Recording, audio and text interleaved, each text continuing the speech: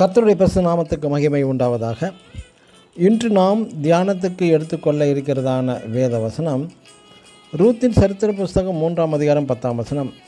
உன் முந்தின நற்குணத்தை பார்க்கிலும் உன் பிந்தின நற்குணம் உத்தமமாய் இருக்கிறது. ஆமென்.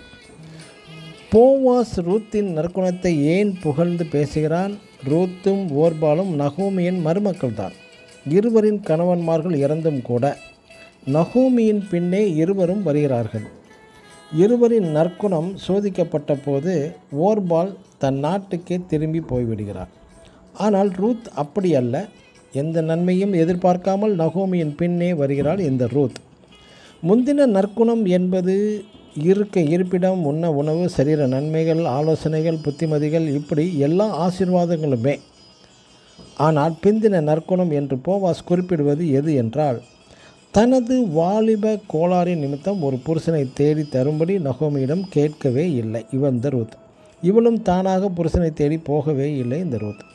ஐஸ்வர்யமான வாலிபர் பின்னே போகாததையுமே கண்டு பிந்தின நற்குணமாக போவாஸ் இந்த ரூத் பற்றி குறிப்பிடுகின்றான். நீ ஒரு குணசாலியான ஸ்திரீ என்று எருசலேமில் யாவரும் அறிவார்கள் என்கிறார்.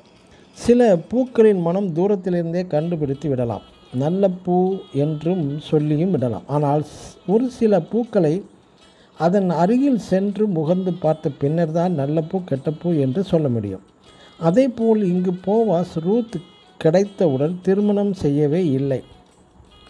இவனது வசதி வாய்ப்புக்கு யாவரிடமும் கேட்க வேண்டும் என்ற அவசியமும் இல்லை. சட்டத்திட்டத்தின்படி ஊரறிய திருமணம் செய்கிறான் இந்த போவாஸ். எனக்கு அன்பான சகோதர சகோதரிகளே, இங்கு ஒரு இளம் பெண், இளம் விதவையின் நற்குணம் என்ன என்று நாம் பார்த்தோம். அது மட்டுமல்ல, போவாஸின் நற்குணம் என்ன என்றும் நாம் பார்த்தோம். போவாஸின் நற்குணம் என்ன என்றால், ரூத்தின் பிந்தின நற்குணம் என்னவென்றும் தெளிவாக பரிசுத்த வேதத்தின் மூலம் அறிந்தோம். இன்று அநேக வீட்டில் உள்ள வாலிப சகோதர சகோதரிகள் தானாகவே தனக்கு உரிய துணையை தேடிக்கொள்கிறார்கள். பரிசுத்த சபை மற்றும் ஊழியர்கள், பெற்றோர்கள் ஆலோசனைகளை அவர்கள் கேட்பதே கிடையாது. ஆமென். God bless you.